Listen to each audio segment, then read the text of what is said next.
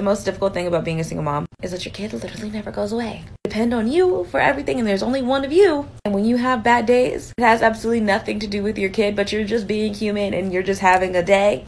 You have to push through it because the kid is still relying on you. I have to wipe every butt, feed every snack, cook every meal, kiss every boo-boo, hug every hug, cuddle every cuddle, play with every Barbie. And some days I'm just like, you know what? I just don't think I'm gonna make it. I just don't. On top of like, I work full time and have like 4 other jobs that I do. How I'm not an alcoholic, I don't know. I don't even drink anymore. Maybe I should. Maybe that's the problem. I have pretty much been a single mom since I was pregnant. So since the day my daughter was born, it's always been me. Her dad has just like started helping out like more consistently the last like year or so. And it's been great. It's been phenomenal. But what the fuck? Like, the people who are in actual relationships, please know that you're blessed. To have a 2-parent household, to have 2 people, oh my God. So this begs the question, why are you a single mom?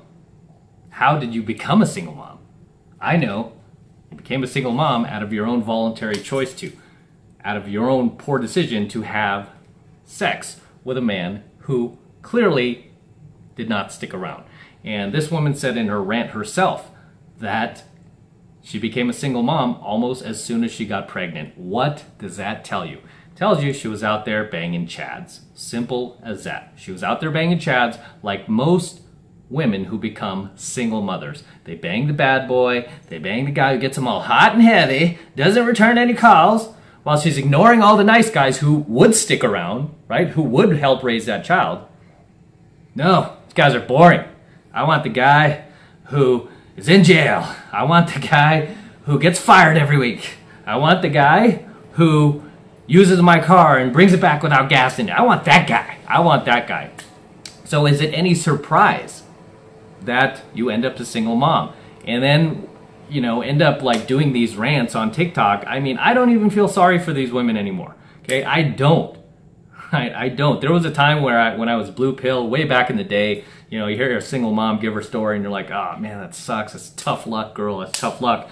And then after so many years of hearing kind of the same story, like what happened to this guy? Why did things go wrong? How did you end up a single mom? Just hearing the same pattern of destructive, self-destructive behavior repeat over and over, it just got to the point where I'm like, you know what? This is your fault. Take accountability for it. Right? Stop blaming the guy, stop blaming the father, start blaming yourself, right? And take accountability, which very few of these single moms, especially modern day single moms, actually do, right? And the fact that society actually encourages this type of behavior is catastrophically insane, right? Especially when you look at the statistics from that U.S. government that they love so much, the U.S. Census Bureau, talking about what happens to these kids as they become adults, even as juveniles, how much trouble they get into, how they're, you know, like 10 times more likely to become alcoholics, drug addicts, commit suicide, drop out of school, commit violent crimes. It's like the statistics are clearly telling you that this kid's life is going to be ruined if he is not raised by both parents. And I'm not talking about 2 moms or 2 dads. I'm talking about the mother and the father. And I'm also not talking about the mom and the stepdad. No, it's got to be the mother and the father. And I'm also not talking about, oh, the mother, and then he comes by every other weekend to pick them up. No, the father has to live in the house at the same address. And the statistics will back me up on that, right? Statistically, when the father, the biological father, is not in the house, living in the house at the same address, you are still going to encounter these same problems, these statistics that are going to basically train wreck this innocent kid's life, right? You've probably seen it too when you're just out there, you're doing your errands, you're running around, and you see these single moms out with their child, right, holding their hand, like running through traffic or just doing their thing. And you think to yourself, like, where's this kid's father at? Where's this kid's dad?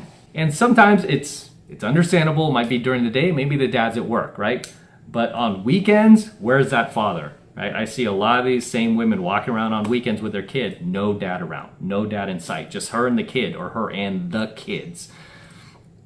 And it's the most selfish thing you can do is have children out of wedlock, become a single mother. It's the most selfish thing you can do because that innocent child life is at stake. You know, a lot of single moms like, oh, take care of my kids. I feed them. I make sure they're clothed and all this other stuff. And it's like, oh my God, girl, that's what you're supposed to do, right? That is what you're supposed to do.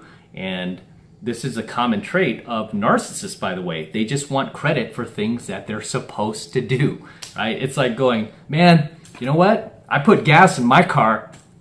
I change my oil. It's like, dude, you're supposed to do that, right? You're supposed to do that. Man, I pay my bills. You're supposed to pay your bills. I take showers. I take my showers every day. Dude, you're supposed to. I brush my teeth. You're supposed to brush your teeth. It's the same thing, right? I take care of my kids. That's what you are supposed to do. And that's something that a narcissist always wants credit for. Things that they're just supposed to do. All right, so whenever I hear these single moms ranting or crying about the fact that it's so hard, girl, who put you in that position? Okay, you did. You put yourself in that position. You know, and unfortunately, we can't say the same thing for your child. Your child didn't ask to be put in that position. No, you put him in that position because you ran off the father, right? Either you scared off the father or, you know what, you just chose poorly. You chose some bad boy who wasn't going to stick around to begin with. And now you've got a child out of wedlock whose life is statistically going to be screwed. Not because I'm saying it, but because the statistics say it, right? If I had the type of odds that these kids born out of wedlock statistically have of becoming criminals, drug addicts, alcoholics, you know, if I had those type of statistics in Vegas, I mean, I would just move to the casino and I would be gambling every single day. I would be a trillionaire with those type of statistics. So the fact that single moms constantly, you know, rant about how, oh, it's not going to happen to my kid, won't happen to my kid. I could beat those statistics. I could beat that 75%, 78% statistic that he'll be a violent criminal. I could beat that. I could beat that. Yeah, it's just insanity, right? And at the same time, she's not only putting that child's life at risk, but she's putting the rest of humanity at risk, right? Because the rest of us out there in society are going to have to deal with this little shit when he grows up and becomes a pain and a drain on the system, right? We're going to have to deal with him out there when you're out there and it's the middle of the night and you're at a stoplight and some dude is walking towards your car wearing a hoodie and, you know, carrying a baseball bat. Hey, thank your local single mom for that, right? When you're not able to walk down the street without getting pestered by or not fearing for your safety, hey, thank your single moms for that, you know? And I'm just calling it like it is. I'm just calling it like it is. Whenever I do these coaching videos based on single moms, I always base it on the statistics. I'm not basing it on my own feelings or anything like that. I'm basing it on the statistics. So whenever I hear these single moms rant and cry about how hard it is, oh, I have to take care of little Joey, gotta wipe his butt, I gotta kiss Barbie dolls, I gotta make sure that they're all tucked in at bed. Hey, cry me a river. You chose that, right? You chose to weigh your life down. And this is one of the major lessons I give you guys, especially when you're young, is to not weigh your life down. How do you know when you're ready to have a family? How do you know when you're ready to be, you know, in a relationship that could lead to marriage, and, you know, I want to have my own family one day and all this. And I always tell you guys, the time you'll know when it's right is when you are stable, right? Not only financially stable, which is probably the most important, but mentally stable, right? Emotionally mature enough to handle that type of gargantuan responsibility, right? That just gigantic responsibility of having a child, caring for that child properly, and raising him in an environment where he will feel loved, he won't feel neglected, and also he won't be spoiled, right? He won't be spoiled. He'll get the discipline he needs and deserves from his father, as well as the emotional support he needs from his mother. This is why you need both parents. The mom cannot take on the role of the father as well. Like that, you know, I see these moms sometimes at the baseball field with their son or whatever. When I'm taking my dogs there, I'll see the mom out there trying to teach their like 9-year-old child how to hit a baseball, and it's so sad and it's so pathetic because she doesn't know how to hit a baseball herself, and you could tell the kid really wants to learn how to hit a baseball, but she can't teach him, and the kid's getting frustrated, and the kid like literally like throws the bat on the ground or some shit because he's so frustrated. Kids need their dads, and to take their dad out of the equation is just one of the most selfish things you could possibly do, right? And of course, you're always gonna have those single moms like, well, the dad was abusive. Wasn't my fault he was abusive. It's like, no, it is your fault, okay? It is your fault because you chose that abuser. You were the one who chose to spread your legs and let that abuser impregnate you, right? Women are the gatekeepers of sex. I will keep saying that till my dying day. Women are the gatekeepers of sex, not men. So if you decide to let this bad boy, this abusive jerk, go up inside of you and impregnate you, that is your fault. So yes, that is your fault, okay? That is your fault. So whenever I hear these chicks rant about being a single mom and how it's turned their lives upside down and oh my goodness, you know, and I didn't think it was gonna be this hard, cry me a river, right? We all have our responsibilities in life. We're all human. We all have to deal with our own lives, right? However, the ones who are smart do not weigh their lives down. The ones who are not selfish do not weigh their lives down. They do not have sex with bad boys who impregnate them and disappear, or impregnate them and become abusive, right? They don't. And again, the fact that society encourages this type of behavior, doesn't punish it, actually praises moms, single moms as heroes. Are you freaking kidding me? Like single moms are heroes? No, they're like the scorn of society as far as I'm concerned, right? And I'm basing this not, again, on my own opinion, but the statistics, the criminal statistics, and the safety of millions of innocent people in the world that have to deal with these kids born out of wedlock that grow up to wreak havoc on society, right? Statistically, they all came, not all, but statistically, overwhelmingly, most of them came from single mother households. And those are the statistics speaking, right? And I always give praise to you guys who did grow up in single mother households, and you're sitting here, you're watching content like mine, you're trying to better yourself, you're trying to just go beyond the limitations of the environment you were born in. I praise you guys, right? I praise you guys. You guys are rock solid, and you know what? I'm so proud of you guys. But for a lot of these kids, they don't do that. You're a lot stronger than most of these kids, because most of these kids just give up on life and they go out there and wreak havoc on society. Okay? So you've at least tried to better yourself. You know, same with me. I mean, I didn't come from a single mother household. I had both my parents, but I still got into a lot of trouble growing up, right? I'm still very rebellious and stuff like that. Did a lot of things wrong. I picked up the pieces. I was like, hey, I don't want to live like this. I want to become better. I want to become successful. I want to see how far I could take this life and all this. And I did, right? Just as you are. So anyway, guys, as always, just drop your comments below. Let me know what you think of this chick's, this chick's unfortunate rant about being a single mom. And let me know what you think of my little rant in response. And any comments outside of that you would like to add, share them below.